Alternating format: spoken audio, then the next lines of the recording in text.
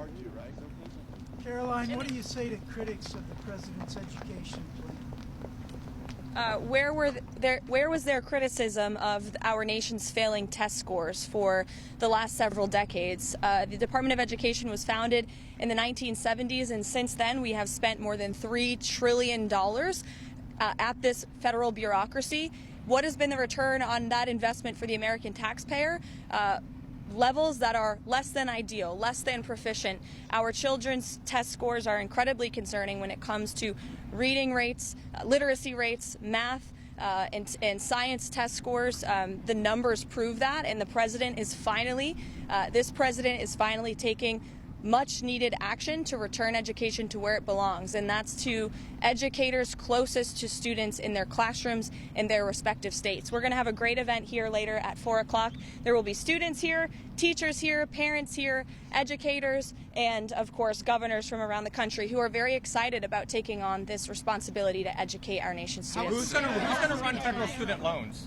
So the Department of Education will be much smaller than it is today. As you know, the president's executive order directed Linda McMahon to greatly minimize the agency. So when it comes to student loans and Pell Grants, those will still be run out of the Department of Education, but we don't need to be spending more than $3 trillion over the course of a few decades on a department that's clearly failing in its initial intention to educate our students. So is the federal government going to be going to spending be less? much smaller than it is. Is it not going to be shut down completely? And then I have a second question. As I said, Pell Grants and student loans will still be run out of the department in Washington, D.C., but the great responsibility of educating our nation's students will return to the states. And the Department of Education plays a critical role in enforcing civil rights laws that prohibit discrimination. Who's going to do that now? Any critical functions of the department, such as that, will remain. But again, we're greatly reducing the scale and the size of this department. What about federal Title I funding and special education funding? Is that still going to Same answer. Yes. Thanks, Caroline. On the Federal Reserve, the president criticized the rate decision yesterday. Is he looking to replace members of the Federal Reserve Board like he did on the Federal Trade Commission? Well, the president has appointed Mickey Bowman, as you know, to be the vice chair of the Federal Reserve. We're incredibly optimistic about her. She's on the ball, as the president says, and knows how to get things done. The president has every right to criticize the decision, and he's made it very clear that he believes in lower interest rates are going to help this country boom, and this administration is working on lowering the rate of inflation caused by the previous administration every day. Inflation is cooling. The numbers indicate that, and the president strongly believes in low interest rates, and I think the American public do too. Caroline, on the deportation flights, Caroline, you've said that you're confident that you've complied with the judge's order. We are. If that's the case, then why not turn over the information about the flights? We are 100% confident that we've complied, and as I said from the podium and will continue to say, all of the flights that were subject to the written order of the judge took off before the written order was pushed in the courtroom, and the president is well within his Article 2 power and his authority under the Alien Enemies Act to make these decisions, and we think it's egregious that a single district judge is trying to tell the president of the United States who he can and cannot deport from our soil, especially when it comes to designated foreign terrorists. What about the turning over that information? Jeff, go ahead. The administration is getting some attention this week for a memo that was released, I think, a couple weeks ago, taking segregation out of the criteria for federal contracting. Can you explain what that memo was supposed to do? And if you're looking to, I presume you're not looking for segregation to come back, but can you explain what the reason for the memo was? Did the memo come from the White House, or was it from an agency? It was from the administration. I think it was OPM. Okay, I would defer you to whichever agency wrote that memo. I haven't seen it, so I can't speak to it. Caroline. Go ahead, Reagan. Thanks, Caroline. This executive order dismantles the department. To abolish it completely requires Congress to act. Is the administration asking Congress to codify Trump's executive order to abolish the department? I'll leave it to the president to speak on that later. 4 o'clock. Sure. Anything is the president doing about Gaza? Is he trying to get the ceasefire back in play? What's his plan? Well, the president made it very clear to Hamas that if they did not release all of the hostages, there would be all hell to pay. And unfortunately, Hamas chose to play games in the media with lives. This situation, let's not forget, is completely the fault of Hamas when they launched that brutal attack on Israel on October 7th. And the president has made it very clear that he wants all of those hostages to come home. home, and he fully supports Israel and the IDF and the actions that they've taken in recent days. Michael, go ahead, Michael. The president would like to see American schools and students reach over the next 4 years after he signs the EO? Well, again, in the intent of this EO is to return this great responsibility back to the states. And we know, we believe in federalism here at the White House. I know the previous administration didn't, but we think decisions are best made when they're closest to the people. And we trust teachers and educators in their respective schools to make these very important decisions about our children's education and their futures. And the current status quo is failing our students. In fact, I have some facts right here.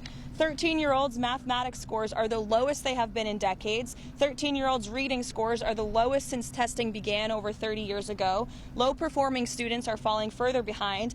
One city, Baltimore, Maryland, in 2023, high schools had 0 students who tested proficient in mathematics. As a mother myself, I know I share the concern of many parents across the country. We want our children to be bright and smart and ahead of the game. This is also, I would say, a national security issue. When you look at how students around the world, particularly in China, are being educated, American students are falling behind. We're not keeping up with our allies or our adversaries, and that's a major problem for our country.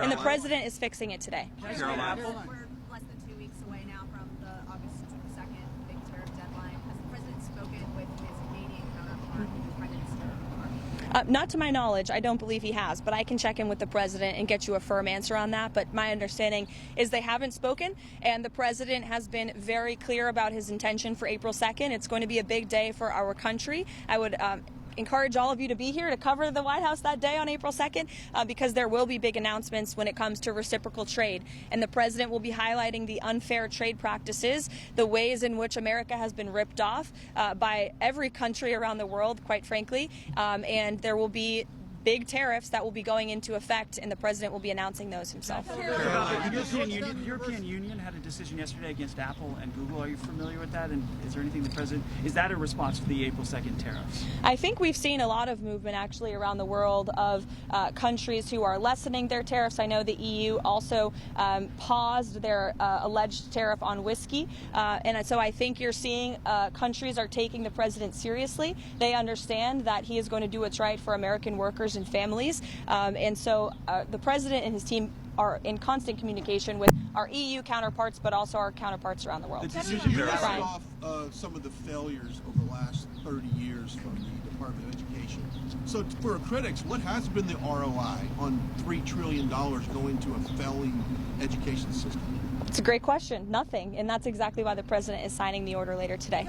With the executive order today, is it also the goal to eventually be spending less in federal dollars on education? Of course. It's our goal to reduce the size and scale of this government across every agency, which is why you've seen very strong and quick actions taken to reduce the amount of money that federal taxpayers are paying on a system that is failing them and their families. But does that mean like eventually downsizing some of the programs that are run out of the education department currently?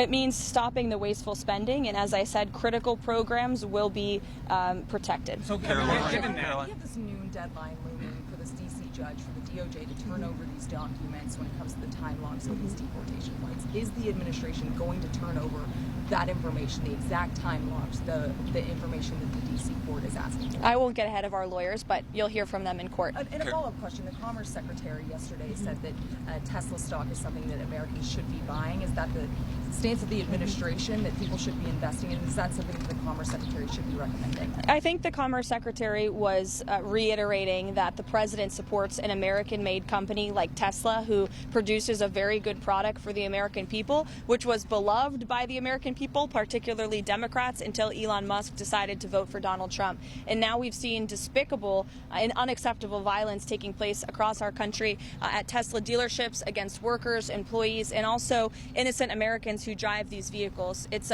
actually a scary time in our country because of this political violence from the left, and the White House and the president's entire administration condemn it wholeheartedly. Karoline. We'll see you guys at 4 o'clock. Thank you, Caroline.